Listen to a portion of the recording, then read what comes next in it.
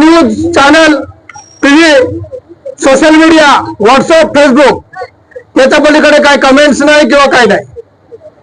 रस्त्यावर उतरण्याचा काय ठेका फक्त आंबेडकरवादी विचारधारेच्या लोकांनीच घेतलाय का, हा प्रश्न मला प्रथमतः सर्व भारतीय जनतेला विचारायचा आहे. कारण कुठल्याही जाती धर्मावर जर अन्याय अत्याचार होत असेल तर तिथं फक्त बाबासाहेबांच्या विचारांचाच माणूस समोर येतो आणि त्याला न्याय मिळवण्यासाठी स्वतः जेलमध्ये जातो. आणि जेलमध्ये गेल्याच्या नंतर त्याच्यासोबत पोलीस प्रशासन या बिनडोक तडीपार अज्ञान नासमज गृहमंत्री जे देशाला दिलाय त्यांच्या इशाऱ्यावर पोलीस प्रशासन चालतंय. आज परभणीमध्ये जी घटना घडवली, जी घटना घडवून आणली, त्या घटनेचा दुसरा तिसरा काही अर्थ नाही होत. त्या घटनेचा सहज ही जी आता निवडणूक झालेली आहे त्या निवडणुकीमध्ये लोकांनी ईव्हीएमचा मुद्दा धरून उतरल्यामुळे त्या मुद्द्याला डावलायचं कसं, त्याच्यापासून जनतेचं मन डायव्हर्ट करायचं कसं, तर ही घटना घडून आणायची. आणि ती घटना कुठली, जातीय घटना. कारण बाबासाहेबांच्या संविधानात हात लावला म्हणजे सर्वांचाच, त्या भारतीयातली सर्वांना ज्यांना मान सन्मान मिळतो, ज्यांना जगण्याचा अधिकार मिळतो, ज्यांना राहण्याचा अधिकार मिळतो, ज्यांना उच्च पदावर जाण्याचा अधिकार मिळतो, त्या संविधानाची अवहेलना केली तर सर्व समाज पेटून उठेल आणि त्यामुळे कुठल्या कुठं दुर्घटना होणार याची यांना पूर्वकल्पना असते.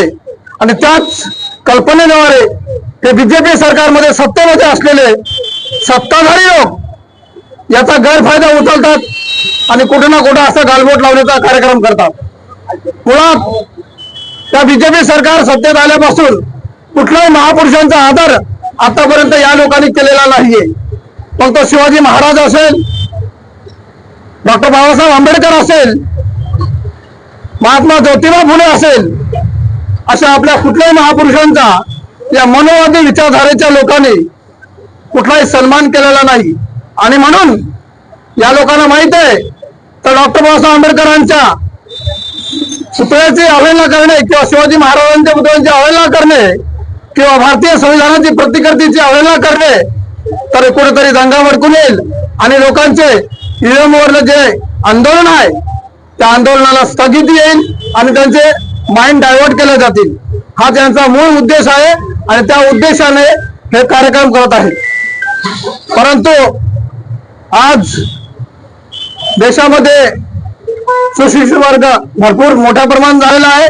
महापुरुषांची विचारधारा प्रत्येक नवयुवकांच्या मनामनामध्ये रुजलेली असल्यामुळे यांचे आता कोण डाळ शिजल्या जात नाही.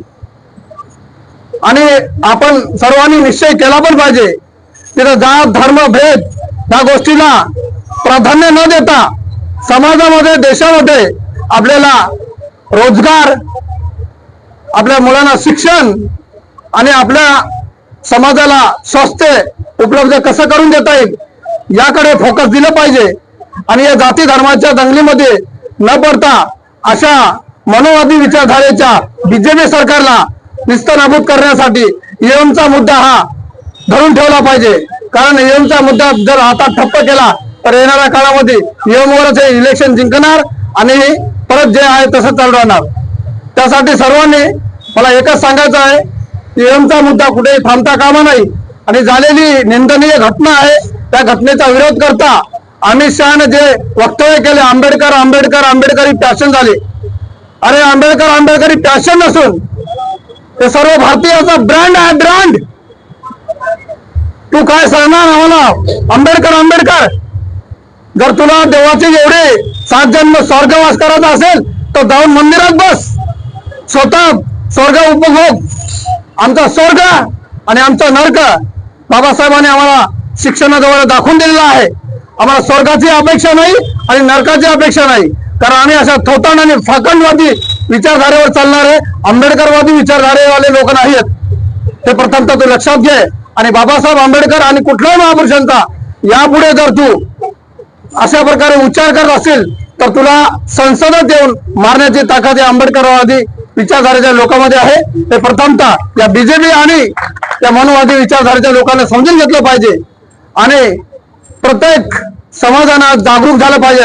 जाती धर्माच्या बेडीतनं अटकता देशाची प्रगती कशी होईल आणि देशातला तरुण, त्या देशाचं भविष्य आहे, त्या तरुणाचं आयुष्य या जेलमध्ये आणि पोलिसाच्या द्वारे हाणामारीत उद्ध्वस्त नाही झालं पाहिजे याची दक्षता घेतली पाहिजे. त्यासाठी सर्वांनी प्रथमतः एक येणं गरजेचं आहे असं मी या मंचावरून आपल्याला सांगतो आहे. आणि पोलिसांनी जे कारवाया करतात, पोलिसांनी सुद्धा त्यांना राज्यघटनेचा आणि भारतीय न्याय व्यवस्थेचा विचार करता कुठल्याही राजकीय पक्षाच्या इशाऱ्यावर न नाचता त्यांना जे संवैधानिक अधिकार दिला आहे आणि संविधानाने त्यांच्या अंगावर जी वर्दी दिलेली आहे, त्यांना जे पद दिलेले आहे त्या पदाची गरिमा राखावी आणि त्यांनी स्वतःच्या संसद विवेक बुद्धीचा विचार करून आरोपी कोण आहे, कॉम्बिंग ऑपरेशन करण्याच्या पूर्वी विचार केला पाहिजे. माता भगिनी अगदी बाळंतन बाई असलेली तिला सुद्धा या लोकांनी मारहाण केली, अगदी निंदनीय. अशा पोलीस कर्मचाऱ्याचा आम्ही जाहीर निषेध करतो. त्या अशोक घोरबंडला निलंबित न करता अशाला पब्लिकच्या हवाली द्यावा, नाहीतर त्याला फाशीची शिक्षा दिली पाहिजे. त्यानं जेव्हा जेव्हा बीजेपी सत्तेत आले तेव्हा त्यानं अनेक ठिकाणी अशा प्रकारचे कांड केलेले आहे. ते सगळ्यांना माहिती असून सुद्धा या कालच्या देवेंद्र फडणवीस जे मुख्यमंत्री मी पुन्हा येणार कशाला झक मारायला येणार का? परत ते दंगे घडवण्यासाठी येणार होते का तो? त्याला एकच सांगणं आहे माझं, पुन्हा येऊन जर आला तर असे धंदे बंद कर, नसता तुला पाय उतर व्हायला वेळ लागणार नाही. जनता तुला डोक्यावर घेऊ शकते आणि तुला डोक्यावरून खाली आपटू मिळू शकते. हे प्रथमतः या सत्ताधारी लोकांना लक्षात घेतलं पाहिजे. त्यासाठी पोलीस प्रशासनानं आपली भूमिका योग्य आणि कायद्याच्या चौकटीत राहून केली पाहिजे अशी मी त्यांना विनंती करतो आणि माझे 2 शब्द इथे संपवतो. जय भीम, जय भारत, जय संविधान. धन्यवाद.